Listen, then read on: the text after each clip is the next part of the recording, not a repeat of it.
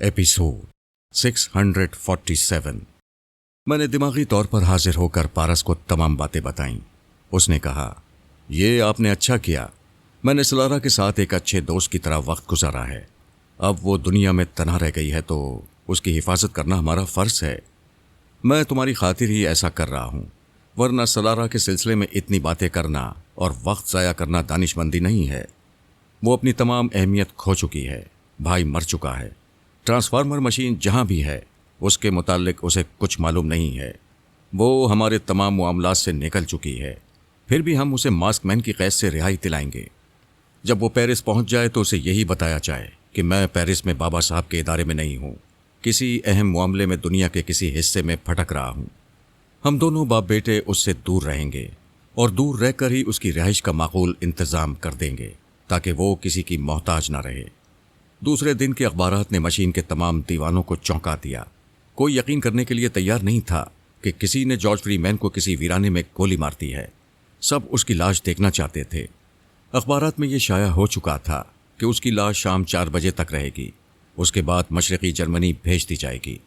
दोपहर को super master और तंजीम वाले हुक्काम की तरफ से नुमाइंदे लाश देखने आए। हर जाविये से उसकी तस्वीरें लीं। उनके पास एंटी मेकअप कैमरे भी थे ताकि लाश पर मेकअप किया गया हो तो उसके पीछे छुपा हुआ चेहरा वाज़ेह हो जाए। शाम को वक्त मुकर्ररा पर उसकी लाश मास्कमैन के पास रवाना कर दी गई। मुझे वाकई मज़ीद धमकी देने की ज़रूरत नहीं पड़ी थी। सलारा आधी रात से पहले ही पहुंच गई।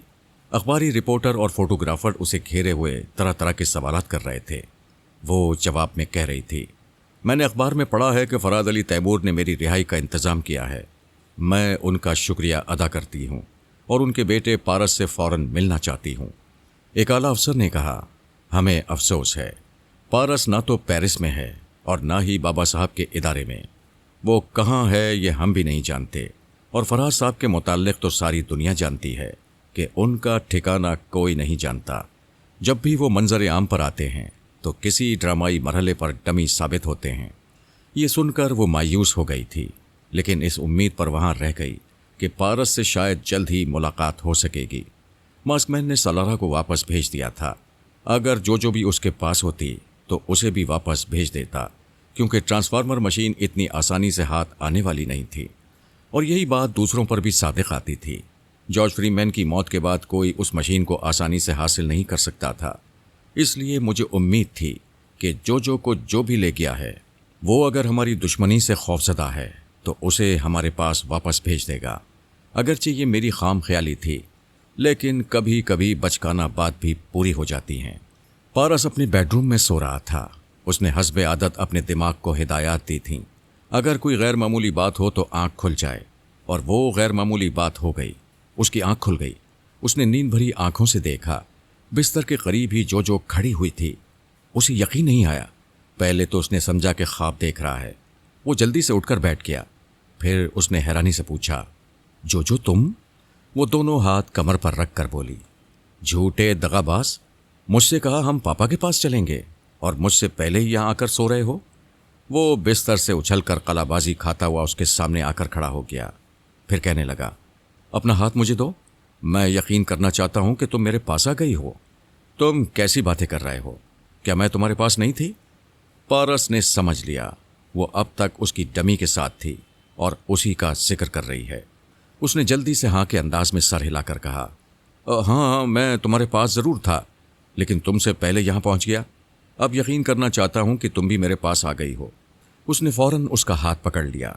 तब उसे यकीन आया कि वो ख्वाब नहीं देख रहा है, हकीकत है। उसने मारे खुशी के जोजो को अपनी तरफ खींच लिया। दूसरे ही लम्हे उसके हलक से कर्रा निकली। जोजो ने ऊंची एड़ी की सैंडल पहनी हुई थी। उसने वो एड़ी पारस के पाँव पर जोर से मारी थी। फिर अलग होकर बोली, तुम अभी तक अच्छे बच्चे की तरह मेरे साथ हंसते खेलते थे। अपने पापा के घर आते ही गंदे बच्चे बनने लगे। मैं इसीलिए यहाँ आने से इनकार कर रही थी। चलो हम वापस जाएंगे।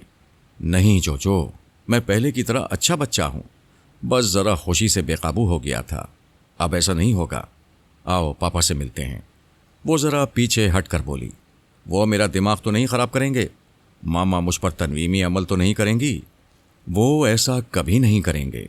मैंने मना किया है कि मेरी जोजो की मर्ज़ी के ख़िलाफ़ कोई कुछ ना करे। वो खुश होकर बोली, तुम्हारे ही भरोसे पर आई हूँ। دیکھو مجھے اپنے ماں باپ سے بچا کر رکھنا، تم فکر نہ کرو، میں تمہارے ساتھ ہوں۔ وہ اس کا ہاتھ پکڑ کر اس کمرے سے نکلا، پھر میرے بیڈ روم کے دروازے پر دستک دی۔ میں نے فوراً ہی آنکھیں کھول دیں۔ پوچھا کون ہے؟ پارس نے کہا پاپا جلدی دروازہ کھولیے، دیکھیے کون آیا ہے۔ میں نے فوراً اٹھ کر دروازہ کھولا تو جوجو کو دیکھ کر حیران رہ گیا۔ اس نے مجھے ادب سے سلام کیا مگر سہمے ہوئے انداز میں پارس کے پیچھے چلی گئی۔ وہ ہنستے ہوئے بولا یہ آپ سے اور ماما سے ڈر رہی ہے، اس کے دل سے ڈر نکالیے۔ میں نے بڑے ہی محبت بھرے انداز میں کہا تم تو میری بیٹی ہو، میں بھلا تمہارا دماغ خراب کر سکتا ہوں؟ وہ تو میرا دماغ خراب ہو گیا تھا جو میں ایسی باتیں تمہاری ماما سے کہہ رہا تھا۔ اب میں نے تمہاری ماما کو بھی سختی سے ڈانٹ دیا ہے۔ آپ سچ کہہ رہے ہیں؟ ہاں، تم تو جانتی ہو اتنی بڑی دنیا میں تم ہی تو ایک بیٹی ہو، ہم تم سے دشمنی کبھی نہیں کریں گے، ہمیشہ محبت کرتے رہیں گے۔ آؤ میرے پاس۔ وہ جھجکتی ہوئی میرے پاس آئی۔ میں نے اس کا سر اپنے سینے سے لگا کر تھبکتے ہوئے کہا میری بیٹی بہت سمجھدار ہے، اب یہاں اطمینان سے بیٹھ کر ہمیں بتائے گی کہ اتنے دنوں تک کہاں تھی اور اب کہاں سے آ رہی ہے۔ ہم سب کمرے میں آئے۔ جوجو نے کہا آپ مجھ سے کیوں پوچھ رہے ہیں؟ پارس سے پوچھ لیجئے، یہ بھی تو میرے ساتھ تھا۔ میں نے بات بناتے ہوئے کہا تمہیں یاد ہے جب تم آخری بار میرے گھر سے نکل کر گئی تھیں تو کوکو چاکلیٹ کھا رہی تھی؟ ہاں یاد ہے، وہ بہت مزے کی چاکلیٹ تھی، مگر اسے کھانے سے آدمی بے ہوش ہو جاتا ہے، بہت کچھ بھول جاتا ہے۔ اس طرح وہ شخص جسے تم پیارا پیارا انکل کہتی ہو، اس نے پارس کو بھی وہی چاکلیٹ کھلائی تھی۔ یہ بھول گیا ہے کہ تمہارے ساتھ اتنے دنوں سے کہاں تھا اور اب میرے گھر میں کیسے پہنچ گیا ہے۔ جوجو نے حیرانی سے پارس کو دیکھتے ہوئے پوچھا پارس کیا تم سچ مچ بھول گئے ہو؟ ہاں، مجھے کچھ اچھی طرح یاد نہیں آ رہا، تم بتاؤ گی تو پھر یاد آ جائے گا۔ وہ اپنی عقل کے مطابق بتانے لگی۔ وہ میرے بہت پیارے پیارے انکل تھے، میں پھر ان سے ملنے جاؤں گی، میرا بہت خیال رکھتے تھے، مجھے بیٹی کی طرح چاہتے تھے۔ میں نے کہا میں پارس کے بغیر نہیں رہوں گی، تو انہوں نے چند گھنٹوں بعد ہی پارس کو میرے پاس پہنچا دیا۔ میں وہاں بہت خوش تھی، ہم دونوں ہنستے کھیلتے رہتے تھے۔ میں نے اس کی بات کاٹتے ہوئے پوچھا کیا تمہیں پتا ہے تم بہت دیر تک غافل رہی تھیں، اپنے ہوش میں نہیں تھیں، یعنی کوما میں تھیں؟ میں بے ہوش نہیں ہوئی تھی، سو گئی تھی، ایک دن اور ایک رات تک سوتی رہی۔ جب بیدار ہوئی تو پیارے پیارے انکل نے بتایا کہ آپ لوگوں نے چوری چھپے میرے دماغ پر تنویمی عمل کیا تھا، پھر میرے پیارے انکل نے مجھے اس تنویمی عمل سے نجات دلا دی۔ وہ جھوٹ کہتا ہے، ہم نے ایسا کوئی کام نہیں کیا تھا، تم ہماری پیاری بیٹی ہو۔ وہ جھوٹ بولتا ہے، وہ تمہیں نادان اور بچی سمجھ کر بے وقوف بنا رہا تھا۔ میری سمجھ میں نہیں آتا، وہ کہتا ہے آپ دشمنی کر رہے ہیں۔ پارس نے پوچھا جو میں تمہارے لیے کیسا ہوں؟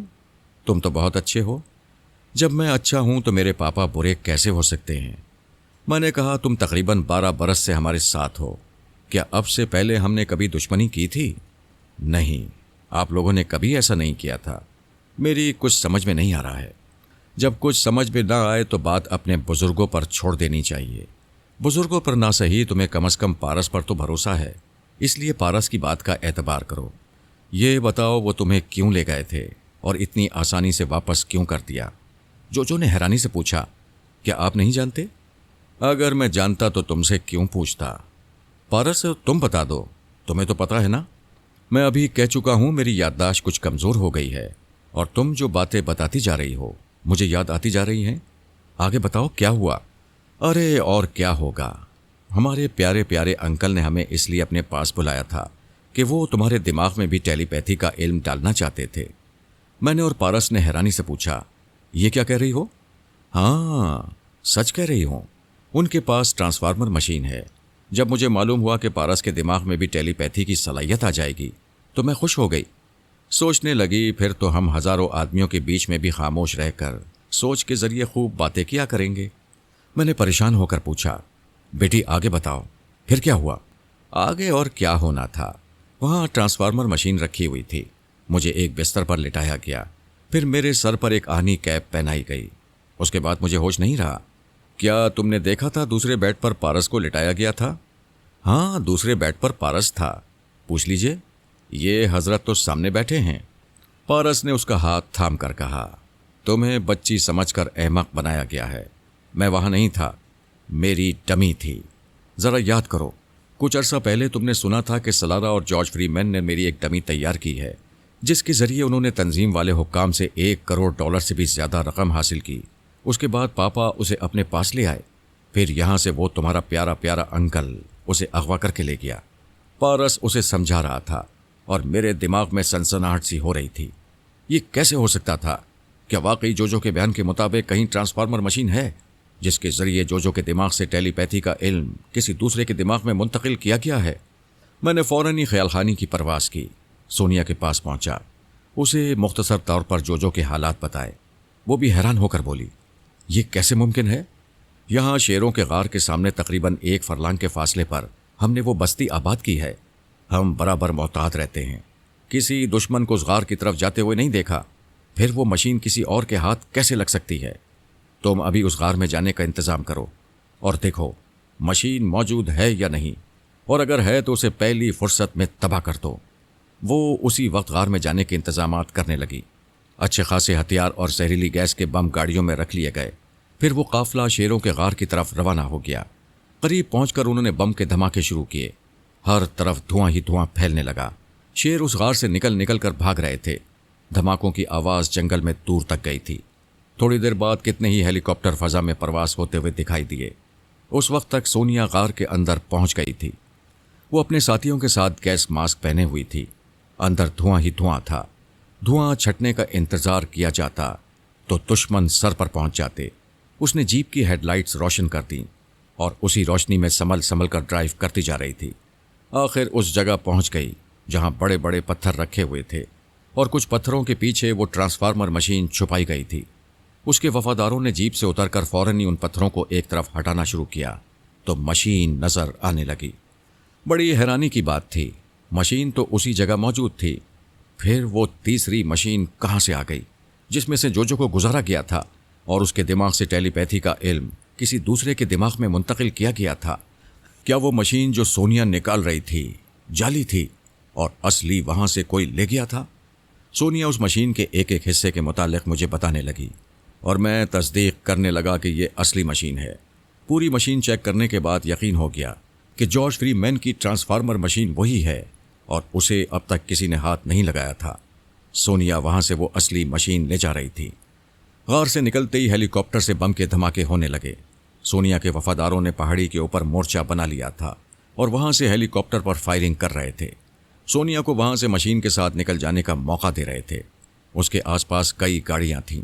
دور ہیلی کاپٹر سے وارننگ دی جا رہی تھی، ہم مادام سونیا کو پہلی اور آخری بار سمجھاتے ہیں، اس غار سے جو سامان بھی نکالا گیا ہے اسے کھلے میدان میں چھوڑ دیا جائے، ورنہ وہ سامان کے ساتھ زندہ سلامت نہیں جا سکیں گی۔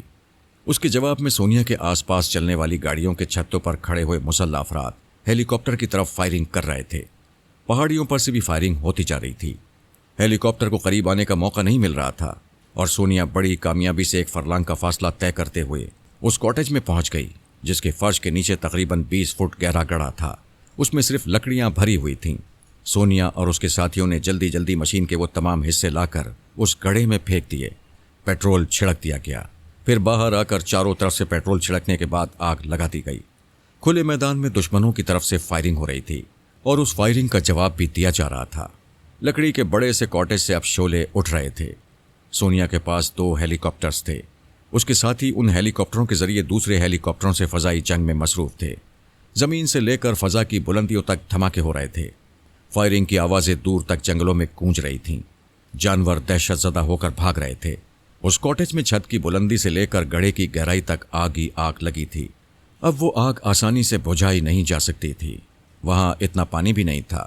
اگر وہ قریب پہنچ بھی جاتے تو اس بڑھتی ہوئی آگ کو بجھانا ممکن نہ ہوتا۔ لہٰذا مشین کے دیوانے دور سے پرواز کرتے ہوئے اس مشین کے جلنے کا تماشا دیکھتے رہے۔ دوسرے دن کے اخبارات نے مشین کی تباہی کے سلسلے میں خبریں شائع کیں اور یہ واضح طور پر لکھا کہ اب ہماری دنیا میں کوئی ٹرانسفارمر مشین نہیں رہی۔ مشین کے دیوانوں کو مایوس ہو جانا چاہیے۔ ہم بھی یہی سمجھ رہے تھے۔ دونوں مشینوں کو ہم نے تباہ کیا تھا، تیسری مشین نہیں ہو سکتی تھی، اور جو نے جو بیان دیا تھا وہ بچکانا تھا، اور ایک بچکانہ ذہن رکھنے والی لڑکی کے بیان پر کس حد تک یقین کیا جا سکتا تھا۔ اس سلسلے میں ایک بات کھٹک رہی تھی، आखिर वो अगवा करने वाला जोजो को किस मकसद से ले गया था? फिर उसने किसी तरह का नुकसान पहुंचाए बगैर उसे आराम से वापस कर दिया था। आखिर उसने ऐसा क्यों किया था? हम 2 हफ्ते तक इस मसले में उलझते रहे।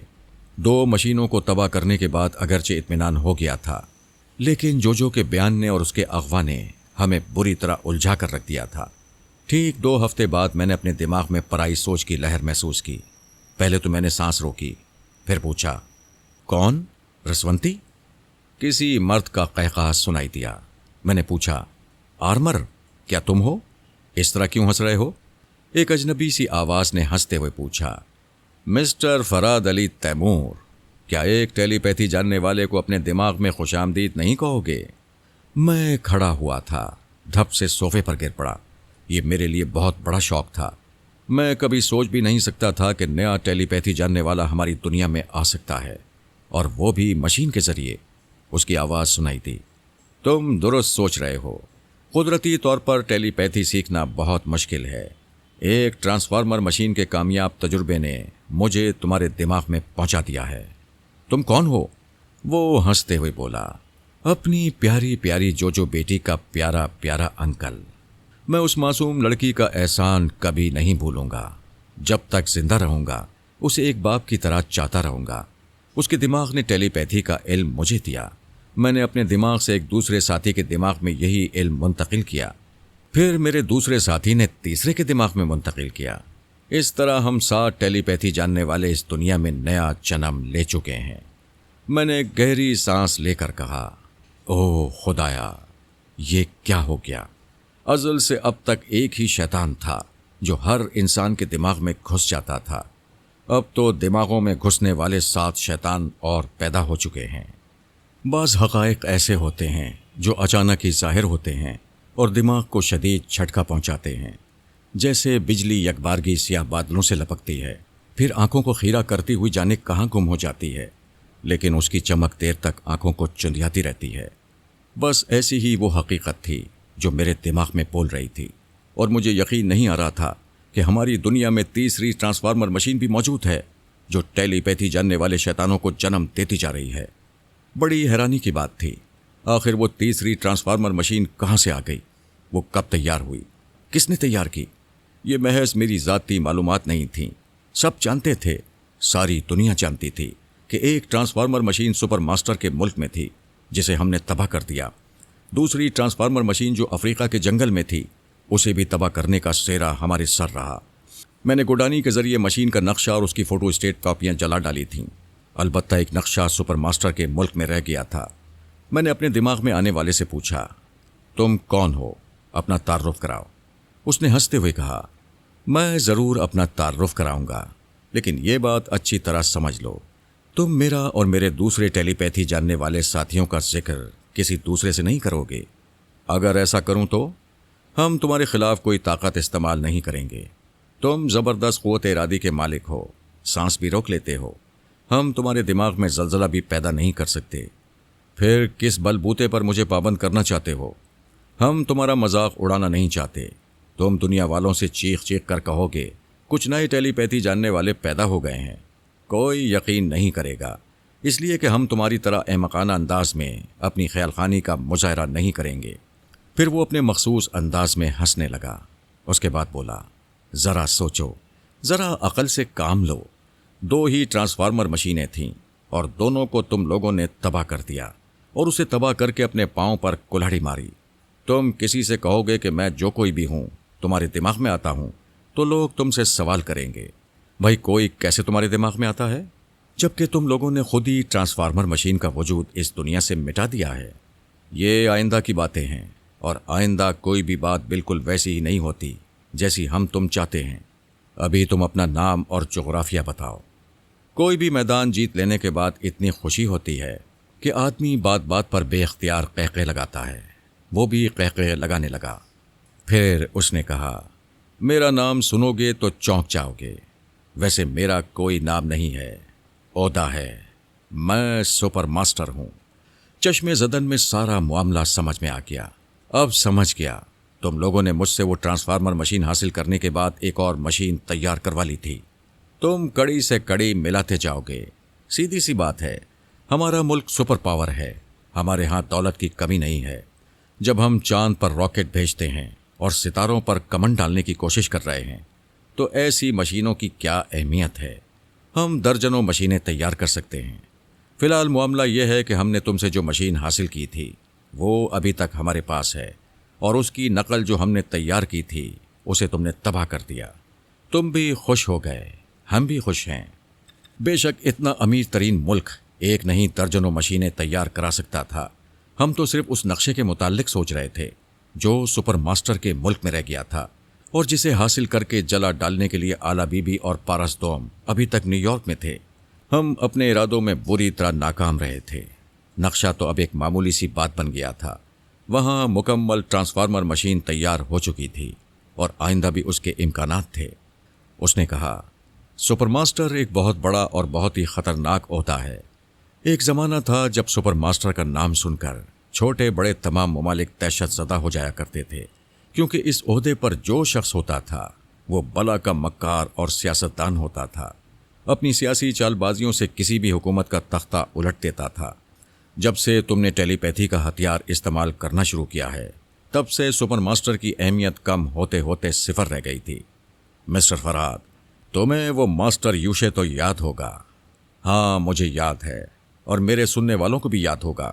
وہ پہلا سپر ماسٹر تھا جو دشمن بن کر میری زندگی میں آیا تھا۔ میں اسے اس لیے بھی نہیں بھلا سکا ہوں کہ ان دنوں سونیا اس کی اعلی کار تھی اور میری جانی دشمن تھی، اور ماسٹر یوشے اس لیے بھی یاد رہے گا کہ وہی ایک ایسا سپر ماسٹر تھا جو ٹیلی پیتھی جانتا تھا۔ ہاں ماسٹر یوشے، جسے تم نے مار ڈالا تھا۔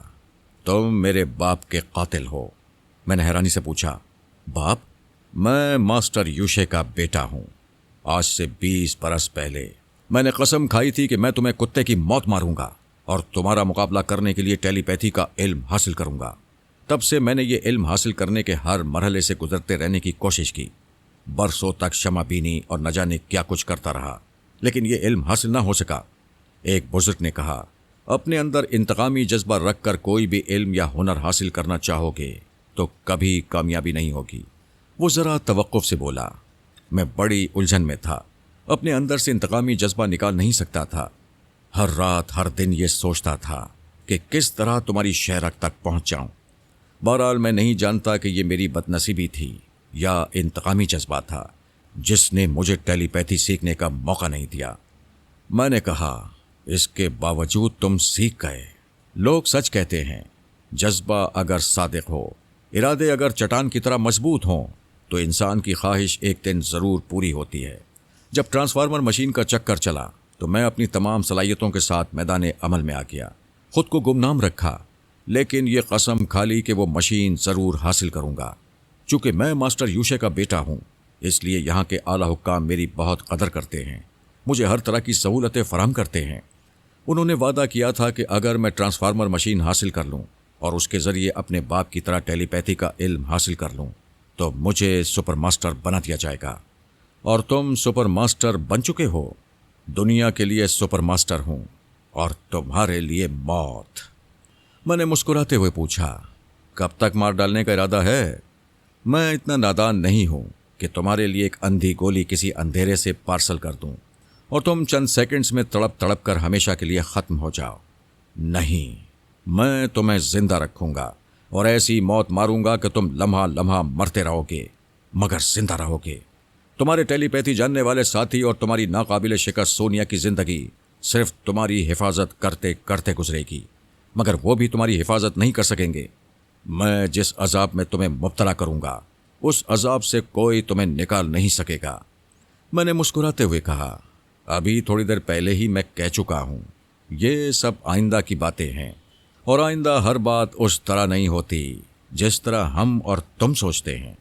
درست کہتے ہو، تمہارے مقابلے پر آنے سے پہلے ہی میں نے یہ اچھی طرح سمجھ لیا تھا کہ مجھے زیادہ خوش فہمی میں مبتلا نہیں رہنا چاہیے، لہٰذا میں آئندہ کی بات نہیں کروں گا۔ میں نے پوچھا، تم نے میری بیٹی جوجو کو 2 ہفتے پہلے پہنچا دیا، یعنی اس وقت تک تم ٹیلی پیتھی کا علم حاصل کر چکے تھے، پھر 2 ہفتے بعد مجھ سے رابطہ کیوں قائم کر رہے ہو؟ اس نے جواب دیا، میں اس عرصے میں یہ یقین کرتا رہا کہ واقعی ٹیلی پیتھی کا علم حاصل ہو چکا ہے یہ عارضی نہیں ہے، میرے دماغ میں یہ علم مستقل رہے گا۔ دوسری بات یہ کہ تم میرے ملک کے ہر راز سے واقف ہو۔ تم جس وقت چاہو پلک جھپکتے ہی یہاں قیامت جیسی تباہیاں لا سکتے ہو، میرے ملک کو دیکھتے ہی دیکھتے کنگال بنا سکتے ہو، میری قوم کو مٹا سکتے ہو۔ اس لیے میں نے سوچا پہلے اپنے ملک اور اپنی قوم کے بچاؤ کی تدبیر کر لوں۔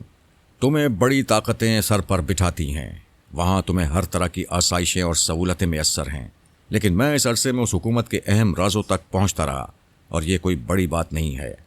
جب بڑی حکام کے اعلیٰ حکام دن رات ریڈیو اور ٹی وی وغیرہ کے ذریعے تقریریں کرتے ہیں، اخبارات میں ان کی تصویریں چھپتی ہیں، ان کے دماغوں تک پہنچنا کوئی بڑی بات نہیں۔ اسی طرح فوجی جنرل اور کرنل بھی ہم سے چھپے نہیں رہ سکتے۔ مختصر یہ کہ میں نے اس ملک کا ایک ایک راز اسی طرح معلوم کیا ہے جس طرح تم ہمارے تمام رازوں سے واقف ہو۔ اگر تم نے ہمیں ایک ذرا بھی نقصان پہنچایا تو ہم ٹیلی پیتھی جاننے والی بڑی طاقتوں کو 10 جگہ سے نقصان پہنچائیں گے، اور اس کا الزام تمہارے سر آئے گا، کیونکہ یہ نقصان ٹیلی پیتھی کے ذریعے ہوگا، اور ٹیلی پیتھی تمہارے 3 ساتھی جانتے ہیں، ہم تو بالکل نہیں جانتے۔ یہ کہتے ہی وہ فاتحانہ انداز میں قہقہے لگانے لگا۔ میں ابھی سانس روک کر اسے دماغ سے باہر نکال سکتا تھا، لیکن اس سے بہت کچھ پوچھنا چاہتا تھا۔ ابھی اس نے کہا تھا، میرے مقابلے پر آنے سے پہلے اس نے یہ تہیہ کر لیا ہے کہ کبھی خوش فہمی میں مبتلا نہیں رہے گا، لیکن ایسے 2-4 ہی لوگ ہوتے ہیں جو بڑی مشکل سے اپنی کمزوریوں پر قابو پاتے ہیں۔ وہ جتنی ڈینگے مار رہا تھا اس سے پتہ چل رہا تھا کہ بے حد خوش فہمی میں مبتلا ہے، اور یہی چیز اسے ایک دن لے ڈوبے گی۔ میں نے پوچھا، تمہارے باقی 6 ٹیلی پیتھی جاننے والے ساتھی یقیناً تمہارے ماتحت ہوں گے؟ ہاں بے شک، وہ میرے ماتحت ہیں۔ اس کا مطلب ہے تم نے ان ماتحتوں کے دماغوں میں ٹیلی پیتھی منتقل کرانے سے پہلے کوئی ایسی کمزوری بھی رکھی ہوگی جس کے باعث وہ تم سے برتر نہیں ہو سکیں گے۔ یہ محض تمہارا خیال ہے۔ کیا تم نے اپنے ٹیلی پیتھی جاننے والے ساتھیوں کو کسی طرح کا کمزور بنا رکھا ہے تاکہ وہ کسی موقع پر تمہارا مقابلہ نہ کر سکیں؟ میں نے جواب دیا، رسونتی میری بیوی ہے، وہ 1000 اختلافات کے باوجود میری دشمن نہیں بن سکتی۔ ماضی میں اس نے دشمنوں کے فریب میں آ کر مجھ سے طرح طرح کے اختلافات کیے، لیکن پھر میرے پاس چلی آئی۔ اس نے کبھی مجھے جانی نقصان نہیں پہنچایا۔ دوسرا آرمر ہے، وہ انسان کے روپ میں ایک فرشتہ ہے، وہ دوست اور دشمن سب سے محبت کرتا ہے، پھر بھلا کسی موقع پر مجھے کیسے نقصان پہنچا سکتا ہے۔ تیسری جوجو ہے، جس کے متعلق تم اچھی طرح سمجھ چکے ہو۔ سپر ماسٹر، میرا تمہارا معاملہ الگ الگ ہے۔ تمہارے پاس جو ماتحت ہیں ان میں کوئی غدار بھی ہو سکتا ہے، کوئی کسی موقع پر دھوکہ بھی دے سکتا ہے۔ اس بار وہ ذرا پریشان ہوا، ذرا سنبھل کر بولا، ہاں میں سمجھ گیا، تم میرے ماتحتوں میں کمزوریاں تلاش کر کے ان کے ذریعے مجھ تک پہنچو گے۔ میں نے کہا نا کہ میں زیادہ خوش فہمی میں مبتلا نہیں رہوں گا۔ ہو سکتا ہے تم ایک دن مجھ تک پہنچ جاؤ، لیکن اس سے کیا ہوتا ہے، میرے بعد جو سپر ماسٹر آئے گا وہ بھی ٹیلی پیتھی جاننے والا ہوگا۔ وہ دن بھول جاؤ جب تم ہر سپر ماسٹر کو 0 بنا دیا کرتے تھے۔ اب ہم برابر کی صلاحیتوں اور قوتوں کے مالک ہیں۔ اس بار دیکھ لینا تمہارا کیا حشر ہوتا ہے۔ آج کے بعد سے تم سسک سسک کر زندگی گزارتے رہو گے، اور میں تمہارے پاس آتا جاتا رہوں گا۔ That's all. وہ چلا گیا۔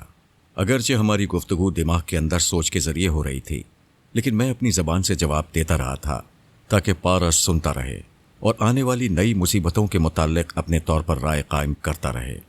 میں نے رسونتی اور آرمر کو جناب شیخ صاحب کے دماغ میں آنے کے لیے کہا، پھر تینوں کو ان 7 شیطانوں کے متعلق بتایا۔ وہ حیرانی سے سن رہے تھے۔ جناب شیخ صاحب نے کہا، یہ بہت برا ہوا۔ اگر وہ اسی طرح گمنام رہے اور چپ چاپ خیال خانی کے ذریعے فرانسیسی حکومت کو نقصان پہنچانے کی کوشش کرتے رہے تو ٹیلی پیتھی جاننے والے بدنام ہوتے رہیں گے۔ میں ابھی یہاں کے اعلیٰ حکام سے رابطہ قائم کرتا ہوں اور انہیں صورتحال سے آگاہ کرتا ہوں۔ رسونتی نے پوچھا، ہمارے لیے کیا حکم ہے؟ تم تینوں خیال خانی کے ذریعے ان تمام ملکوں کے سربراہوں تک پہنچو جو ہمارے دوست ہیں۔ ان سے کہو کل صبح کے اخبارات میں جلی حرفوں سے یہ خبر شائع ہونی چاہیے کہ ایک تیسری ٹرانسفارمر مشین موجود ہے اور اس کے ذریعے ٹیلی پیتھی جاننے والے 7 شیاطین جنم لے چکے ہیں، جن میں سے ایک سپر ماسٹر ہے۔ سپر ماسٹر کا ذکر خاص طور پر ہونا چاہیے۔ جناب شیخ صاحب نے بہترین مشورہ دیا تھا۔ وہ گمنام رہ کر خاموشی سے خیال خانی کے ذریعے ہمارے خلاف ساری دنیا میں غلط فہمی پیدا کرنا چاہتے تھے۔ ان کا توڑ یہی تھا کہ ہم پر بدنامی کی آنچ آنے سے پہلے انہیں بے نقاب کیا جائے۔ رسونتی سونیا کے پاس اور آرمر آلا بی بی کے پاس چلا گیا تاکہ انہیں موجودہ حالات کے متعلق تفصیلات بتائی جا سکیں۔ اس کے بعد وہ دوست ممالک کے سربراہوں کے پاس پہنچنے لگے۔ میں نے جونیئر ماسک مین کو مخاطب کرتے ہوئے کہا، ایک بہت ہی بری خبر ہے، میں جو کہہ رہا ہوں اسے کمپیوٹر کے ذریعے اپنے ماسک مین تک پہنچاؤ۔ پھر میں نے اسے بھی سپر ماسٹر اور اس کے 6 ماتحتوں کے متعلق تفصیل سے بتایا جو ٹیلی پیتھی کا علم حاصل کر چکے تھے، اور اس خطرے سے آگاہ کیا کہ ٹرانسفارمر مشین ان کے پاس موجود ہے۔ اگر ان 7 شیطانوں میں سے کوئی ایک کم ہوا تو پھر ایک ٹیلی پیتھی جاننے والا پیدا ہو جائے گا۔ اس طرح ماسک مین کا ملک جو دوسری سپر طاقت کہلاتا ہے وہ سپر ماسٹر کے ہاتھوں بری طرح تباہ ہوگا۔ ماسک مین کے ملک کا کوئی راز نہیں رہے گا اور اسے ایک چھوٹے حقیر ملک کی طرح سپر ماسٹر کے قدموں میں گرنا ہوگا۔ تھوڑی دیر بعد کمپیوٹر کے ذریعے ماسک مین کا جواب ملا، جناب فرحات صاحب، واقعی آپ نے بہت بری خبر سنائی ہے۔ اگر ہمارے ملک پر ایٹم بم اور ہائیڈروجن بم برسائے جاتے تو وہ بھی ہمارے لیے اتنی دہشت ناک بات نہ ہوتی، کیونکہ ہم طاقت میں سپر ماسٹر کے ملک سے کسی طرح کم نہیں ہیں، لیکن ان کا ٹیلی پیتھی سیکھ لینا ہمارے لیے موت کا پیغام ہے۔ آپ برا نہ مانیں، ہمیں آپ کی اطلاع پر شبہ ہے۔ یہ جانتے ہوئے بھی کہ آپ کی اطلاع درست ہوئی تو ہماری بے یقینی خود ہمیں بہت بڑا نقصان پہنچائے گی۔ تاہم آپ سے درخواست ہے کہ کسی طرح ہمیں پختہ یقین دلانے کی کوشش کریں۔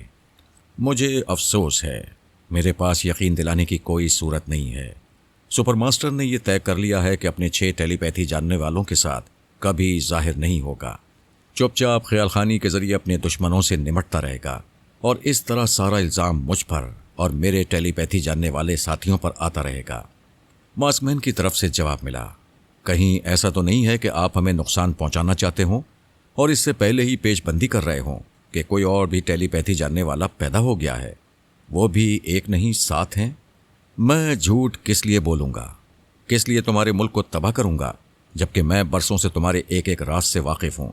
کیا تم نہیں جانتے کہ 2 ہفتے پہلے جو اغوا کی گئی تھی اسی کے دماغ سے سپر ماسٹر نے اپنے دماغ میں ٹیلی پیتھی منتقل کرائی ہے؟ ماسک مین نے جواباً پوچھا، ہم کیسے یقین کریں کہ جو واقعی اغوا کی گئی تھی؟ آپ نے ہم سے کہا کہ وہ اغوا کی گئی ہے تو ہم نے یقین کر لیا۔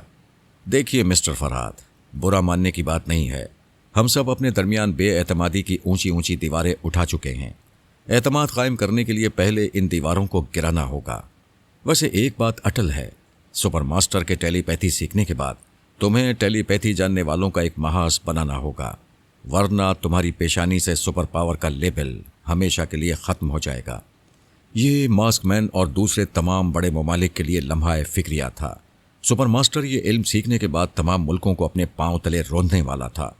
ویسے سبھی گوما گوں میں تھے، کسی کو یقین نہیں آ رہا تھا کہ سپر ماسٹر اتنا خطرناک ہتھیار حاصل کر چکا ہے۔ جب کوئی ملک کبھی کوئی خطرناک ہتھیار ایجاد کرتا ہے تو ساری دنیا میں اس کی پبلسٹی کرتا ہے تاکہ دشمنوں کے دلوں میں دہشت بیٹھ جائے، لیکن سپر ماسٹر ٹیلی پیتھی جیسا خطرناک ہتھیار حاصل کرنے کے باوجود خاموش تھا، اس کا اظہار نہیں کر رہا تھا۔ ماسک مین اور دوسرے ممالک کے سربراہان اس سے اس سلسلے میں پوچھ گچھ کر رہے تھے اور وہ لا علمی ظاہر کر رہا تھا، انہیں ہنستے ہوئے جواب دے رہا تھا، ٹیلی پیتھی اور ہم، بھائی کہاں سے یہ علم حاصل ہو سکتا ہے جبکہ فرات نے ہماری ٹرانسفارمر مشین تباہ کر دی۔ وہ بڑی زبردست چالیں چل رہا تھا، اگر وہ خیال خانی کا مظاہرہ کرتا تو زیادہ سے زیادہ اس کے دشمن خوفزدہ ہو جاتے، اس کے آگے گھٹنے ٹیک دیتے یا پھر اس کے خلاف محاذ بنانے کے لیے ہماری امداد حاصل کرتے۔ آج نہیں تو کل یہ جوڑ توڑ ہونے ہی والا تھا، بڑے بڑے ممالک ہمیں اپنی طرف بلانے والے تھے۔ اس طرح سپر ماسٹر کے مقاصد پورا نہ ہوتے۔ دوسری طرف وہ چھپ کر خیال خانی کے ذریعے تمام ممالک کے راز معلوم کرتا رہتا اور اپنے دشمنوں کو چپ کے ٹیلی پیتھی کے ذریعے اپنے راستے سے ہٹاتا رہتا یا ہمیشہ کے لیے ختم کر دیتا، تو یہ سارا الزام ہم پر آتا۔ دوسرے لفظوں میں اس کے سب سے بڑے دشمن ہم تھے، ہم سپر پاور تھے۔ وہ سب سے پہلے ہماری ساکھ بگاڑنا چاہتا تھا، دنیا والوں کی نظروں میں ہمیں ناقابل اعتبار ثابت کرنا چاہتا تھا۔ اس نے چیلنج کیا تھا کہ مجھے ایک ہی وقت میں نہیں مارے گا بلکہ زندہ رکھ کر ہر لمحہ مارتا رہے گا۔ اس کی چال کچھ سمجھ میں آ رہی تھی، وہ ہمیں تمام ممالک کی نظروں میں گرا کر نہ گھر کا رہنے دیتا نہ گھاٹ کا۔ اس کی پہلی کوشش یہ ہوگی کہ بڑی طاقتوں کی حکومت ہمیں پناہ نہ دے، ہمیں اپنے ملک سے نکال دے، اس کے بعد کوئی دوسرا ملک ہمیں پناہ دیتے ہوئے خوفزدہ رہے کہ جہاں ہمارے قدم جائیں گے وہاں تباہی پھیلے گی، اور یہ تباہی چپ چاپ بڑے ہی پراسرار طریقے سے سپر ماسٹر پھیلاتا رہتا۔ رسونتی نے کہا، فرات اس ملک میں 7 شیطان ہیں اور وہاں میرا پارس تنہا ہے، اسے واپس بلا لو۔ اس کا مطلب ہے وہ تمہارے کہنے سے واپس نہیں آ رہا ہے؟ میں اس کی ماں ہوں، بھلا وہ میری بات کیسے ٹال سکتا ہے؟ لیکن ایسے دلائل پیش کرتا ہے کہ میں خاموش ہو جاتی ہوں۔ میں بھی تو سنوں کیسے دلائل پیش کرتا ہے۔ کیا تم پارس کے پاس جا کر خود اس سے باتیں نہیں کر سکتے؟ اچھا بھائی، جا رہا ہوں، تم بھی آ جاؤ۔ ہم دونوں خیال خانی کے ذریعے پارس توم کے پاس جانا چاہتے تھے۔ اسی وقت ٹیلی فون کی گھنٹی بجنے لگی۔ میں نے ریسیور اٹھا کر کہا، ہیلو، کون ہے؟ پاپا، میں آپ کا بیٹا پارس اول بول رہا ہوں۔ ہاں، کیا بات ہے بیٹے؟ کیا جو گھر واپس آ گئی ہے؟ نہیں تو بھائی، وہ تمہارے ساتھ گئی تھی، بات کیا ہے؟ ہم 15 منٹ پہلے ایک ساتھ تھے۔ ایفل ٹاور کے قریب اوپن ریسٹورنٹ میں پہنچ کر اس نے کہا آئس کریم کھائے گی، اور میں کافی پینا چاہتا تھا، لہٰذا سیلف سروس کے طور پر یہ چیزیں لانے کے لیے اندر گیا۔ وہاں مجھے کیو میں رہ کر انتظار کرنا پڑا۔ جب یہ چیزیں لے کر باہر آیا تو وہ اپنی میز پر نہیں تھی۔ میں نے دور دور تک نظریں دوڑائیں، کبھی فٹ پاتھ پر آ کر دیکھا، کبھی ریستوران کے اندر گیا، لیکن وہ کہیں دکھائی نہیں دے رہی ہے۔ تم وہیں رہو، میں ابھی معلوم کرتا ہوں۔ میں نے خیال خانی کی پرواز کی اور جو کے دماغ میں پہنچا۔ پہلے تو اس نے سانس روکی، پھر پوچھا، پیارے پیارے انکل، کیا آپ ہیں؟ نہیں بیٹی، میں تمہارا پاپا ہوں۔ کیا بات ہے پاپا؟ تم جس کے ساتھ بیٹھی ہو اس کی طرف دیکھو۔ اس نے میری ہدایت کے مطابق دیکھا تو پارس اس کے ساتھ بیٹھا ہوا کار ڈرائیو کر رہا تھا۔ فوراً بات سمجھ میں آ گئی۔ میں نے کہا، بیٹی تمہیں دھوکا ہو رہا ہے، یہ تمہارا پارس اول نہیں ہے، یہ ڈمی ہے۔ وہ ہنستے ہوئے بولی، آپ کیسی باتیں کر رہے ہیں؟ میں اپنے پارس کے ساتھ آپ کے گھر سے چل کر یہاں آئی ہوں، اور آپ اپنے بیٹے کو ڈمی کہہ رہے ہیں؟ بیٹی، تمہیں چکر دیا کیا ہے؟ جس وقت پارس ریسٹورنٹ میں سیلف سروس کے لیے اندر گیا تو اس کے بعد کیا ہوا، مجھے بتاؤ۔ اور کیا ہونا تھا؟ پارس اندر سے خالی ہاتھ آیا۔ اس نے کہا، یہاں میری پسند کی جیلی آئس کریم نہیں ہے، کسی بڑے سے آئس کریم بار میں کھائیں گے۔ بیٹی، اس نے تم سے جھوٹ کہا ہے، وہاں تمہاری پسند کی جیلی آئس کریم موجود ہے۔ پارس تمہارے لیے آئس کریم اور اپنے لیے کافی لایا تھا، لیکن تم ڈمی کے ساتھ جا چکی تھیں۔ وہ ہنسنے لگی۔ پھر ڈمی پارس سے بولی، تم نے کچھ سنا؟ پاپا کیا کہہ رہے ہیں؟ ہاں، اچھا، تو ہمارے پاپا ہمارے درمیان موجود ہیں، ذرا میں بھی سنوں وہ کیا کہہ رہے ہیں۔ جو نے اسے میری تمام باتیں بتائیں۔ وہ ہنستے ہوئے بولا، پاپا بوڑھے ہو گئے ہیں، اس شبہ کا کیا علاج ہو سکتا ہے کہ وہ اپنے بیٹے کو ڈمی کہہ رہے ہیں؟ یہ کہہ کر اس نے قہقہا لگایا۔ جو بھی اس کے ساتھ ہنسنے لگی۔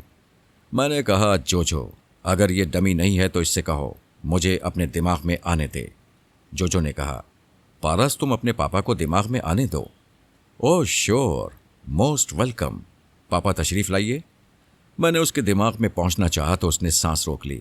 میں نے دوبارہ کوشش کی، اس نے دوبارہ سانس روک لی۔ پھر جو سے بولا، واہ، کمال ہے، میں پاپا کا انتظار کر رہا ہوں مگر وہ میرے دماغ میں نہیں آ رہے ہیں۔ میں نے جو سے کہا کہ یہ جھوٹ بول رہا ہے، میں دماغ میں جانا چاہتا ہوں تو یہ سانس روک لیتا ہے۔ جو نے کہا، پارس کیا بات ہے، پاپا کہتے ہیں وہ تمہارے پاس آنا چاہتے ہیں، تم سانس روک لیتے ہو۔ ڈمی نے کہا، ارے یہ سفید جھوٹ ہے، بلکہ یہ ہمارے پاپا نہیں ہیں۔ جو ہمیں دشمنوں سے ہوشیار رہنا چاہیے۔ یہ کوئی دشمن ہے جو پاپا بن کر تمہارے پاس آ رہا ہے اور یہ تاثر دے رہا ہے کہ میں اسے اپنے پاس آنے نہیں دیتا ہوں۔ ذرا تم ہی عقل سے سوچو، وہ میرے پاپا ہیں، بھلا میں کیوں دماغ میں نہیں آنے دوں گا؟ جو نے کہا، اے مسٹر، تم کون ہو؟ کیوں پاپا بن کر میرے دماغ میں آ رہے ہو؟ چلے جاؤ یہاں سے۔ یہ کہتے ہی اس نے سانس روک لی۔ میں نے دوسری بار اس کے دماغ میں جانے کی کوشش کی تو اس نے پھر سانس روک لی۔ تیسری بار بھی اس نے یہی کیا۔ میں نے اپنے پارس سے کہا، اس کے ساتھ ڈمی کا چکر چل گیا ہے، تم یہیں انتظار کرو، میں ابھی رابطہ قائم کروں گا۔ فون کی گھنٹی بج رہی تھی۔ میں نے ریسیور اٹھا کر کہا، ہیلو، کون ہے؟ کسی اجنبی نے کہا، فرات تم نے کوشش کر لی، کیا جو کو پارس کے پاس سے واپس لا سکتے ہو؟ کون ہو تم؟ سپر ماسٹر کا ایک ادنا خادم ہوں، اور تمہارے خیال کے مطابق دوسرا شیطان۔ تم ایسی حرکتیں کیوں کر رہے ہو؟ آخر شیطان جو ٹھہرا، الٹی سیدھی حرکتیں کرتا ہی رہوں گا؟ میں نہیں مانتا۔ کسی خاص مقصد کے تحت جوجو کو دو پارس کے درمیان الجھایا جا رہا ہے۔ تم تو سمجھانے سے پہلے ہی سمجھ دیتے ہو، پھر پوچھتے کیوں ہو؟ میں پوچھ رہا ہوں اس کا مقصد کیا ہے؟ بھائی پچھلے دنوں ہم نے جوجو اور ڈمی پارس کو اپنے مقاصد کے لیے اغوا کیا تھا۔ اس عرصے میں ڈمی پارس جوجو سے متاثر ہو گیا، اس سے محبت کرنے لگا ہے، اس کے ساتھ وقت گزارنا چاہتا ہے۔ آخر وہ ڈمی ہمارے بہت کام کی چیز ہے، پھر ہم اس کی خواہش کیسے پوری نہ کریں؟ میں نے غصے سے تل ملا کر کہا، وہ میری بہو ہے، اگر ڈمی نے اسے کبھی میلی نیت سے ہاتھ لگایا تو میں اس کے ساتھ تمہیں بھی خاک میں ملا دوں گا۔ جب جی چاہے خاک میں ملا دینا، فی الحال اپنے بیٹے سے کہو وہ اپنی عزت کی حفاظت کرے، ورنہ ڈمی کو جب بھی موقع ملے گا وہ اسے اڑا لے جائے گا۔ شیطان کے بچے، تمہارا سپر ماسٹر جوجو کو بیٹی کہتا ہے، اس کا احسان مانتا ہے کہ اس کے ذریعے ٹیلی پیتھی کا علم اسے حاصل ہوا، اور تم اس کی عزت کو خطرے میں ڈال رہے ہو۔ سپر ماسٹر نے جوجو کو بیٹی کہا ہے، میں نے تو نہیں کہا۔ کیا بات اب تک تمہاری سمجھ میں نہیں آئی؟ میں ایسے موقع پیدا کر رہا ہوں کہ پارس جنون میں مبتلا ہو کر ڈمی سے ٹکرا جائے۔ تعجب ہے، کیا تم لوگوں کو یہ خوش فہمی ہے کہ وہ ڈمی میرے بیٹے کے مقابلے پر ایک لمحے کے لیے بھی ٹھہر سکے گا؟ کیوں نہیں؟ کیا تم بھول گئے کہ تمہارے ہی بیٹے پارس اول کے دماغ سے تمام صلاحیتیں اس ڈمی کے دماغ میں منتقل کی گئی ہیں؟ وہ تمہارے بیٹے کے ایک ایک داؤ پیچ اور ان کے توڑ جانتا ہے۔ بے شک یہ دماغی صلاحیتیں تھیں اور ڈمی کے دماغ میں منتقل کر دی گئی، لیکن ٹرانسفارمر مشین کے ذریعے جسمانی صلاحیتیں منتقل نہیں ہوتیں۔ ماسٹر وارسوروکی نے میرے دونوں بیٹوں کو جسمانی طور پر فولاد بنا دیا ہے۔ تم کہتے ہو ڈمی پارس تمہارے بہت کام کا آدمی ہے، پھر اس کام کے آدمی کو اپاہج کیوں بنانا چاہتے ہو؟ اس نے قہقہ لگاتے ہوئے کہا، اس وقت سے ڈرو جب تمہارے بیٹے کا ٹکراؤ ڈمی سے ہوگا۔ ابھی میں نہیں بتاؤں گا کہ ڈمی اسے کس طرح اپاہج بنائے گا، یہ آنے والا وقت بتائے گا۔ فی الحال اپنے بیٹے کو سمجھاؤ ڈمی کے پیچھے نہ جائے۔ ٹھیک 10 بجے جو اسی ریسٹوران میں اسی میز پر پہنچا دی جائے گی۔ اس نے ریسیور رکھ دیا۔ میں نے ہیلو ہیلو کہہ کر 2-3 بار کریڈل کو کھٹکھٹایا، پھر ریسیور رکھ دیا۔ رسونتی نے کہا، میری سمجھ میں نہیں آ رہا ہے، یہ کیا چکر چل پڑا ہے؟ تم کہتے ہو وہ لوگ خیال خانی جانتے ہیں۔ اس ٹیلی فون کرنے والے کے بیان کے مطابق وہ دوسرا شیطان ہے، لیکن وہ خیال خانی کے ذریعے تمہارے دماغ میں نہیں آ رہا تھا، ٹیلی فون سے باتیں کر رہا تھا۔ رسونتی، وہ لوگ بہت ہوشیار ہیں۔ یقیناً میرے دماغ میں سپر ماسٹر وہ دوسرا شیطان آیا ہوگا۔ چونکہ تم میرے دماغ میں مسلسل موجود ہو، لہٰذا اس کی آمد کا پتہ نہیں چل سکا۔ میں نے سانس نہیں روکی تو اس نے سمجھ لیا ہوگا کہ تم یا آرمر موجود ہو، لہٰذا انہوں نے مجھے مخاطب نہیں کیا۔ سپر ماسٹر نے اپنے اس ماتحت کو جو ٹیلی پیتھی جانتا ہے اور جو اس وقت پیرس میں ہے، اسے خیال خانی کے ذریعے ہدایت کی گئی ہوگی کہ مجھ سے ٹیلی فون کے ذریعے بات کرے، اور اس نے یہی کیا تھا۔ اس وقت 7 بجے ہیں اور جو رات 10 بجے سے پہلے پارس کے پاس نہیں آئے گی۔ تم اس چکر میں میرے بیٹے کے پاس نہیں جا سکو گے۔ تمہارا بیٹا کہیں بھاگا نہیں جا رہا ہے، میں اس سے 10 بجے کے بعد رابطہ قائم کر لوں گا۔ تم جاؤ، میں جا کر اسے سمجھاتی ہوں، وہ اپنی رہائش گاہ سے باہر نہ نکلے۔ اگر ان 7 شیطانوں میں سے کسی نے پہچان لیا تو وہ مصیبتوں میں پھنس جائے گا۔ تم اسے سمجھا بھی دو، اور ہو سکے تو نیو یارک جا کر اس کے گلے میں تعویذ باندھ دو۔ کسی مزار پر جا کر منت مان لو کہ تمہارا بیٹا ان 7 شیطانوں کی نظروں میں نہ آئے۔ تم جو کر سکتی ہو کرو، مگر یہاں سے چلی جاؤ۔ وہ چلی گئی۔ میں نے پارس اول کے پاس آ کر کہا، بیٹے یہ سارا چکر سپر ماسٹر نے چلایا ہے۔ اس کا دوسرا شیطان کہتا ہے کہ ڈمی بھی جو کو پسند کرنے لگا ہے، اس کے ساتھ وقت گزارنا چاہتا ہے، لہٰذا اسے موقع دیا جا رہا ہے۔ اس طرح وہ تمہاری غیرت کو للکارنا چاہتے ہیں تاکہ تم جنون میں مبتلا ہو کر ڈمی سے ٹکرا جاؤ۔ لیکن ڈمی کا بچہ ہے کہاں؟ آپ کچھ نشاندہی کریں، میں اس سے نمٹ لوں گا۔ دوسرے شیطان کی باتوں سے پتہ چلتا ہے انہوں نے ڈمی کو بہت اچھی طرح تیار کیا ہے۔ ٹرانسفارمر مشین کے ذریعے تمہارے دماغ کی تمام صلاحیتیں اس کے دماغ میں منتقل کی ہیں۔ وہ تمہارے ہر داؤ پیچ کو اور اس کے توڑ کو سمجھتا ہے۔ انہوں نے کچھ ایسا منصوبہ بنایا ہے کہ کسی طرح تم دونوں کا ٹکراؤ ہو، اور اس ٹکراؤ میں خدا نہ کرے تم اپاہج بن جاؤ۔ بیٹے میں مشورہ دیتا ہوں، جوش اور جذبات میں نہ آنا، سہولت سے کام لو۔ ان کی چالوں کو سمجھتے ہوئے ڈمی تک پہنچو۔ یعنی میں ابھی اس ڈمی کو تلاش نہ کروں، اس ریستوران میں ہاتھ پر ہاتھ دھرے بیٹھا رہوں اور 10 بجے تک جو کی واپسی کا انتظار کرتا رہوں؟ کبھی ایسا وقت بھی آتا ہے کہ بڑے بڑے شہزوروں کو ہاتھ پر ہاتھ رکھ کر چپ چاپ بیٹھے رہنا پڑتا ہے۔ تم ہی بتاؤ میں کیا کر سکتا ہوں؟ جو مجھے اپنے دماغ میں آنے نہیں دیتی، मैं ये मालूम नहीं कर सकता कि वो डमी के साथ कहाँ जा रही है। मैं यहाँ के पुलिस वालों से कब तक ऐसी खिदमत लेता रहूँ कि जो बार बार गायब होती रहे और वो बार बार उसे तलाश करते रहें। ये हमारा मसला है, हमें इससे निमटना चाहिए। पारस कार ड्राइव कर रहा था और मुख्तलिफ होटल्स और क्लबों में जाकर उसे तलाश कर रहा था। मैंने इंटेलिजेंस के डायरेक्टर जनरल से कहा, आप लोगों को बार बार जहमत दे रहा हूँ, लेकिन मजबूरी है। ये मेरी बहू की इज्जत का सवाल है। एक डमी पारस उसे कहीं लेकर इसी शहर में घूम रहा है। वो किसी रेस्टोरेंट, क्लब या थिएटर वगैरह में पाया जा सकता है। प्लीज़ आप अपने ज़रा इस्तेमाल करके किसी तरह जोजो को ढूंढ निकालें। उसके साथ जो भी पारस हो उसे हिरासत में ले लें। मैं अभी अहकामात सादर करता हूँ। एक बात का ख़ास ख्याल रखें, जोजो की तलाश में जिन सुराख रसानों को भेज रहे हैं वो योगा के माहिर हों तो बेहतर है, और अगर ना हो तो उनसे कहें कि गूंगे बहरे बनकर जोजो को तलाश करें और किसी भी पारस के सामने ज़बान न खोलें। डायरेक्टर जनरल ने अपने मातहत को हुक्म दिया, अपने तमाम प्राइवेट सुराख रसानों को जोजो की तलाश में रवाना कर दो और उन्हें ख़ास तौर पर यह हिदायत कर दो कि वो किसी भी पारस के सामने अपनी ज़बान न खोलें, बल्कि गूंगे और बहरे बनकर रहें। उसका मातहत टेलीफोन और ट्रांसमीटर के ज़रिए तमाम सुराख रसानों को यह हिदायत पहुँचाने लगा। तकरीबन 9 बजे फ़ोन की घंटी बजी। मैंने रिसीवर उठाया तो इंटेलिजेंस के डायरेक्टर जनरल ने कहा, जनाब, हमने पारस को गिरफ्तार कर लिया है। ये कहता है असली पारस है और आपका बेटा है, आप तस्दीक कर लें। दूसरे ही लम्हे फ़ोन पर पारस अव्वल की आवाज़ सुनाई दी। वो कह रहा था, पापा ये क्या हो रहा है? जिसे गिरफ्तार करना चाहिए वो आज़ाद घूम रहा है और मुझे यहाँ पकड़ कर लाया गया है। मुझे अपने दिमाग में आने दो, मैं तस्दीक करना चाहता हूँ। उसने अपने दिमाग के दरवाजे खोल दिए। फिर मैंने डायरेक्टर जनरल से कहा, ये मेरा अपना बेटा है। मैंने आपसे कहा था जो पारस जोजो के साथ देखा जाए उसे गिरफ्तार किया जाए। डायरेक्टर जनरल ने अपने मातहतों को डांटते हुए कहा, अहकामात को गौर से सुनो और उसी के मुताबिक अमल करो। जो पारस जोजो के साथ देखा जाए उसे हिरासत में लो। यह हमारा असली पारस बाबा है। पारस को रिहा कर दिया गया। वो फिर अपनी कार में बैठकर जोजो की तलाश में निकल पड़ा। इस मुल्क के सुराख रसां बहुत ही ज़हीन और तजुर्बेकार थे। मेरी समझ में नहीं आ रहा था कि आखिर वो जोजो को तलाश करने में क्यों नाकाम हो रहे हैं। पारस भी नाकाम हो रहा था। आखिर थक हार कर वो 10:10 पर जब उसी रेस्टोरेंट में पहुंचा जहां जोजो उससे बिछड़ गई थी, तो उसने इत्मीनान की एक गहरी सांस ली। वो उसी मेज़ के पास कुर्सी पर बैठी हुई थी। वो तेज़ी से चलता हुआ उसके पास पहुंचा, फिर एक कुर्सी खींचकर उस पर बैठते हुए बोला, तुम कहाँ चली गई थी?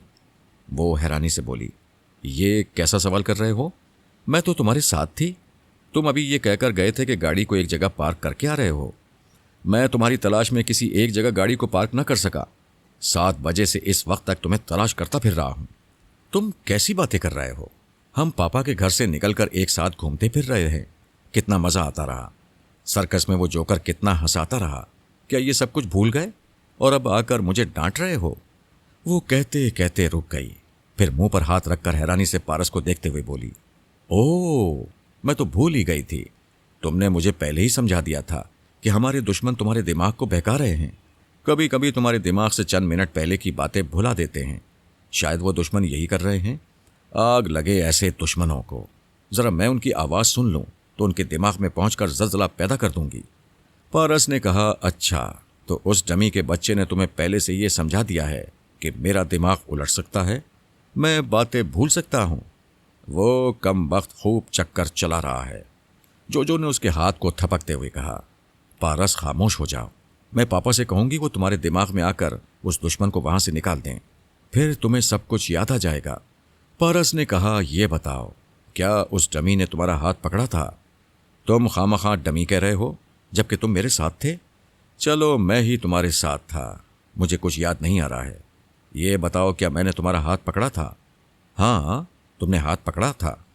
क्या मैंने तुम्हें सीने से लगाया था? तौबा तौबा, कैसी गंदी बातें कर रहे हो। ऐसा तो गंदे बच्चे करते हैं।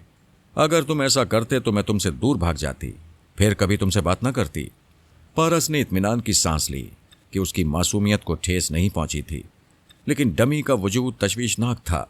आज ऐसा नहीं हुआ, आइंदा हो सकता था, लिहाजा अब डमी तक पहुंचना बहुत ज़रूरी हो गया था। उसने जोजो का हाथ पकड़कर खींचते हुए कहा, चलो हम घर चलेंगे। वो दोनों उठ गए। वहां से चलते हुए कार की तरफ आने लगे तो इंटेलिजेंस वालों ने रास्ता रोक लिया। ان کے ساتھ کچھ مسلح سپاہی بھی تھے۔ ایک سراغ رساں نے پارس کو ریوالور دکھاتے ہوئے ایک کاغذ کی پرچی بڑھائی۔ پارس نے اسے لے کر دیکھا۔ پرچی پر لکھا تھا، تم زیر حراست ہو، ہم سے زبان کھلوانے کی ناکام کوشش نہ کرنا۔ ہم جانتے ہیں تمہارے پیچھے ٹیلی پیتھی جاننے والے دشمن چھپے ہوئے ہیں، لہٰذا چپ چاپ ہمارے ساتھ چلو۔ پارس نے وہ پرچی پڑھ کر بے بسی سے اس سراغ رساں کو اور دوسرے سپاہیوں کو دیکھا، پھر کہا، مسٹر، اب سے 1 گھنٹہ پہلے بھی مجھے ہی حراست میں لیا گیا تھا، تمہارے ڈائریکٹر جنرل کے پاس پہنچایا گیا تھا۔ پھر میرے پاپا نے تصدیق کی کہ میں اصلی پارس ہوں۔ اس کے ساتھ کھڑے ہوئے دوسرے سراغ رساں نے پرچی پر کچھ لکھا، پھر اسے پارس کی طرف پڑھا دیا۔ اس میں لکھا ہوا تھا، اگر تم اصلی پارس ہو تب بھی ہم تصدیق کے بغیر نہیں چھوڑیں گے، کم آن۔ پارس نے ایک گہری سانس لی، پھر جوجو سے کہا، آؤ، پتہ نہیں تمہاری نادانیاں کیا کیا گل کھلائیں گی۔ ٹیلی فون کی گھنٹی بجنے لگی۔ میں نے ریسیور اٹھا کر سنا۔ ڈائریکٹر جنرل کہہ رہا تھا، مسٹر فرہاد، ہم نے جوجو کے ساتھ پارس کو پکڑ لیا ہے۔ یقیناً یہ ڈمی ہے، لیکن اصل ہونے کا دعویٰ کر رہا ہے۔ آپ اس کے دماغ میں پہنچ کر تصدیق کر لیں۔ تھوڑی دیر بعد پارس کی آواز ریسیور پر سنائی دی۔ وہ کہہ رہا تھا، پاپا یہ کیا مصیبت ہے، مجھے دوبارہ پکڑ لیا گیا ہے۔ میں دماغ کے دروازے کھول چکا ہوں، آپ تشریف لے آئیں۔ میں نے اس کے دماغ میں پہنچ کر اس کے خیالات پڑھے، پھر ڈائریکٹر جنرل سے کہا، آپ کو پھر غلط فہمی ہوئی ہے، یہ میرا اصلی بیٹا ہے۔ ڈائریکٹر جنرل نے کہا، کمال ہے صاحب، تھوڑی دیر پہلے آپ نے اس پارس کو اصلی کہا تھا، اب یہ جوجو کے ساتھ پکڑا گیا ہے۔ میں نے اس کی بات کاٹ کر کہا، جوجو کے ساتھ گھومنے والا پارس تھوڑی دیر پہلے فرار ہو چکا ہے۔ بہرحال آپ کا شکریہ، ہمیں جوجو مل گئی۔ آپ اپنے آدمیوں کی نگرانی میں انہیں ان کے کاٹیج تک پہنچا دیں۔ میں نے ریسیور رکھ دیا۔ پارس اور جوجو اس جھیل کے کنارے اپنے کاٹیج میں رہنے لگے تھے۔ میں چاہتا تھا دونوں کو زیادہ سے زیادہ تنہائی میسر ہو اور وہ ایک دوسرے سے گھلتے ملتے رہیں، تو شاید جوجو ازدواجی وظیفہ ادا کرنے کی طرف مائل ہو جائے۔ میں نے اچانک سانس روک لی، پھر آہستہ آہستہ سانس لینے لگا۔ مجھے سپر ماسٹر کی آواز سنائی دی، ہیلو فرہاد، یہ چکر کیسا رہا؟ میں نے کہا، اس بار وہ ڈمی جوجو کے قریب آئے گا تو بے موت مارا جائے گا۔ وہ ہنستے ہوئے بولا، میں تمہاری ہی بات دہرا رہا ہوں، یہ سب آئندہ کی باتیں ہیں، اور آئندہ اس طرح نہیں ہوتا جس طرح ہم اور تم سوچتے ہیں۔ میں تم سے کہنے آیا ہوں کہ یہ معمولی سا نمونہ ہے۔ آج ڈمی نے جوجو کو ہاتھ نہیں لگایا ہے، لیکن کل اس کی ضمانت نہیں دی جا سکے گی۔ تم کس قدر ذلیل اور کمینے ہو، جوجو کو بیٹی کہتے ہو اور اسے ڈمی پارس سے ملوث کرنا چاہتے ہو۔ جوجو ابھی کنواری ہے، صرف نکاح پڑھانے سے کیا ہوتا ہے؟ اگر وہ ڈمی سے متاثر ہو جائے گی اور اس کے ساتھ ازواجی زندگی گزارنا چاہے گی، تو یہ میرا فرض ہے کہ میں ایک بزرگ کی حیثیت سے اپنی بیٹی کو ڈمی پارس سے منسوب کر دوں۔ اس پر تم اعتراض کرنے والے کون ہوتے ہو؟ کیا تم یہی دھمکی دینے آئے ہو؟ نہیں، میں تمہیں یہ بتانے آیا ہوں کہ اس ملک کے ایک اہم افسر کے دماغ میں پہنچ چکا ہوں۔ جس وقت تم انٹیلیجنس کے ڈائریکٹر جنرل سے درخواست کر رہے تھے کہ جوجو کو تلاش کیا جائے اور اس کے ساتھ پائے جانے والے پارس کو حراست میں لیا جائے، تو میں اس کے دماغ میں موجود تھا۔ جب ڈائریکٹر جنرل نے اپنے ماتحت کو حکم دیا تو میں ماتحت کے پاس موجود تھا، اور جب ماتحت نے سراغ رسانوں کو یہ ہدایت کی کہ وہ جوجو کے ساتھ پائے جانے والے پارس کے سامنے گونگے اور بہرے بن جائیں، تو ان سب نے یہی کرنے کا وعدہ کیا، اور جب زبان سے وعدہ کیا تو میں ان سب کے دماغوں میں پہنچتا چلا گیا۔ یہ تم جانتے ہو کہ میں تنہا نہیں ہوں، میرے ساتھ اور بھی شیطان ہیں، لہٰذا اتنے سارے سراغ رسانوں کے دماغ میں وہ بھی پہنچتے رہے ہیں اور انہیں جوجو کی تلاش سے بھٹکاتے رہے ہیں۔ انہوں نے کسی بھی سراغ رساں کو اس سرکس کی طرف جانے نہیں دیا جہاں جوجو ڈمی کے ساتھ گئی تھی۔ کیا تمہاری بات ختم ہو گئی؟ نہیں، ایک بات اور، جوجو تمہارے گلے کی ہڈی بن گئی ہے، نہ تم اسے نگل سکتے ہو نہ اگل سکتے ہو۔ اگر تم چاہتے ہو کہ تمہارا بیٹا پارس ڈمی سے نہ ٹکرائے اور اپاہج نہ بنے تو ایک تیسرا راستہ بھی ہے۔ جوجو کو بابا صاحب کے ادارے میں بھیج دو، وہ وہاں محفوظ رہے گی اور ڈمی پارس کبھی وہاں تک نہیں پہنچ سکے گا۔ دشمن کتنا بہترین مشورہ دے رہا تھا۔ جو بابا صاحب کے ادارے میں پناہ لیتی تو ڈمی وہاں تک نہیں پہنچ سکتا تھا، اس طرح ہمیں اس کی طرف سے آئندہ کوئی پریشانی نہ ہوتی۔ میں نے کہا، سپر ماسٹر، کیا تم مجھے جوجو کی طرح نادان سمجھتے ہو؟ تم اسے ادارے میں پہنچانا چاہتے ہو تاکہ اس کے ذریعے وہاں کی ایک ایک بات سے واقف ہو سکو۔ اس کے لیے جوجو ضروری نہیں ہے۔ तुम्हारे बाबा साहब के इदारे में ऐसे तलबा और तालबात हैं जो ना तो योगा के माहिर हैं और ना ही उनके दिमाग हसास हैं। मैं ऐसे तलबा और तालबात के दिमाग तक पहुंच रहा हूं। एक दिन बहुत अहम इंकिशाफ करूंगा। फिलहाल रात ज़्यादा हो गई है। तुम्हारी बहू और बेटा अपने कॉटेज में पहुंच जाएंगे। तुम भी आराम से सो जाओ। सो फार। वो मुझे आराम से सोने का मशवरा देकर चला गया, लेकिन मेरी नींद उड़ा गया। हो सकता है उसने झूठ कहा हो, लेकिन ये भी सच हो सकता है कि वो हमारे इदारे के तलबा और तालबात तक पहुंच रहा हो और उनके ज़रिए इदारे के अहम राजों तक भी पहुंचता चला जाएगा। मैंने जनाब शेख साहब को मुखातिब किया और अपनी परेशानी जाहिर की। उन्होंने कहा, तुम अभी इस मसले में परेशान हो रहे हो। मैं तो उसी वक्त समझ गया था जब तुमने बताया था कि सुपर मास्टर और उसके 6 मातहतों ने टेलीपैथी का इल्म हासिल कर लिया है। मैंने उसी दिन इदारे के ऐसे अफराद की फहरिस्त बनाई जो ना तो योगा के माहिर हैं और ना ही जिनके दिमाग हसास हैं। ऐसे 140 अफराद की फहरिस्त तैयार हुई। उनमें जो बहुत ज़्यादा अहम थे, मैंने उन्हें इदारे में रोक लिया ताकि उन पर तनवीमी अमल करके उनके दिमागों को हसास बनाया जाए। बाकी तमाम लोगों को इदारे से बाहर जाने का हुक्म दिया। बाहर उनकी रिहाइश का माकूल इंतज़ाम कर दिया है और जिन लोगों को इदारे में रोका गया है उन पर तनवीमी अमल हो चुका है। तुम्हें इस सिलसिले में परेशान नहीं होना चाहिए। जाओ, आराम से सो जाओ। मैं दिमागी तौर पर हाजिर हो गया। फिर मैंने सुराग रसां के दिमाग में झांक कर देखा। वो जोजो और पारस को अपनी निगरानी में कॉटेज तक ले गया था। पता चला वो दोनों खैरियत से वहां पहुंच गए हैं और उस कॉटेज के चारों तरफ सख्त पहरा लगा हुआ है। मैं फिलहाल उनकी तरफ से मुतमईन हो गया, लेकिन मेरे नसीब में नींद नहीं थी। रसवंती ने कहा था, मैं पारस तोम से राब्ता कायम करूं। अगर मैं ऐसा ना करता तो वो नाराज़ हो जाती, लिहाजा उसकी नाराज़गी से बचने के लिए मैं पारस तोम के पास पहुंच गया। पत्थर को दांतों से चबाया नहीं जा सकता, दांत टूट जाते हैं।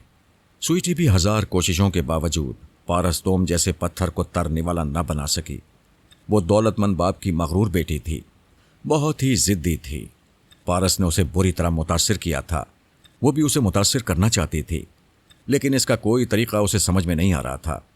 एक रोज़ उसने फ़ोन पर पारस को मुखातिब किया, हेलो अली मुराद, मैं तुम्हारे पास एक वीडियो फिल्म भेज रही हूँ, उसे ज़रूर देखना। पारस वहाँ अली मुराद के नाम से आया था। उसने कहा, मेरे पास इतना वक्त है और ना ही मुझे फिल्मों से कोई दिलचस्पी है। मेरी खातिर इस फिल्म को ज़रूर देख लेना, उसने पीछा छुड़ाने के लिए कहा। ठीक है, मैं देख लूँगा। 1 घंटे बाद स्वीटी के मुलाजिम ने वो फिल्म उसके पास पहुँचा दी। उसने फिल्म ले ली और एक तरफ फेंक कर भूल गया। उस रात स्वीटी ने फिर फ़ोन किया और पूछा, फिल्म कैसी थी? पारस ने जवाब दिया, बहुत अच्छी फिल्म थी। ऐसी उम्दा फिल्में अपने माँ बाप और भाई बहनों के साथ बैठकर देखनी चाहिए। वो बिगड़ कर बोली, ये क्या बकवास कर रहे हो? क्या वाकई तुमने फिल्म देख ली है? वो गड़बड़ा कर बोला, दरअसल बात यह है कि मुझे वक्त नहीं मिला। मैं पहले ही कह चुका हूँ कि मुझे फिल्मों से कोई दिलचस्पी नहीं है। क्या तुम मेरी खातिर एक वीडियो फिल्म नहीं देख सकते? मैं अपनी ज़ाती फिल्म तुम्हारे पास भेज रही हूँ। वो सिर्फ 1 घंटे की फिल्म है। क्या मेरे लिए इतना वक्त भी नहीं निकाल सकते? अगर वो फिल्म अच्छी है तो मैं उसके लिए वक्त ज़रूर निकालूंगा। स्वीटी का मुलाजिम 1 घंटे बाद वो फिल्म ले आया। पारस ने उसे लेकर एक तरफ रख दिया। 1 घंटे बाद स्वीटी ने फ़ोन पर पूछा, क्या फिल्म देख ली? वो ज़रा झिझकते हुए बोला, हाँ देख ली। ज़िंदगी में इतनी खूबसूरत फिल्म पहले कभी नहीं देखी थी। उसने खुश होकर पूछा, क्या सच कह रहे हो? बिल्कुल सच। मैं इतनी अच्छी, इतनी खूबसूरत फिल्म तुम्हारे बाप के साथ बैठकर देख सकता हूँ। वो भड़क कर बोली, क्या बकवास कर रहे हो? उस फिल्म में मेरे ब्यूटी पोजेस हैं। मैंने अपने बेडरूम के हर गोशे में एक एक वीडियो कैमरा नस्ब कर दिया था और उसे ऑन कर दिया था। फिर मैंने अपनी हर अदा से, हर जाविये से तुम्हें यह दिखाने की कोशिश की है कि मैं बाहर से और अंदर से कितनी हसीन हूँ। प्लीज़ मेरी एक बात मान लो, उस फिल्म को एक बार देख लो। पारस तोम ने कहा, पहले तुमने ये क्यों नहीं बताया कि वो ऐसी फिल्म है? ये तो बड़ा गज़ब हो गया। वो परेशान होकर बोली, क्या गज़ब हो गया है? मैंने सोचा था तुम्हारी फिल्म है, तुमने अच्छे अच्छे मौक़ों पर अपने अजीज़ों और रिश्तेदारों के साथ एक यादगार फिल्म बनाई होगी। ये सोचकर मैंने वो फिल्म तुम्हारे पापा को भेज दी है। वो चीख कर बोली, यू नॉनसेंस! क्या तुमने वाकई वो फिल्म मेरे बाप के पास भेज दी है? मेरा ख्याल है तुम अपने बाप को पापा कहती हो। देखो, ये तुम्हारी गलती है। तुम्हें पहले ही बता देना चाहिए था कि वो फिल्म किस टाइप की है। बहरहाल अब भी तुम इस गलती से बच सकती हो। अपने मकान के दरवाजे पर खड़ी हो जाओ। کوئی بھی وہ فلم لائے اور تمہارے پاپا کے حوالے کرنا چاہے تو اسے جھپٹ لینا، اور اگر پاپا کے ہاتھ لگ جائے تو شرم سے مر جانے کی کوشش کرنا۔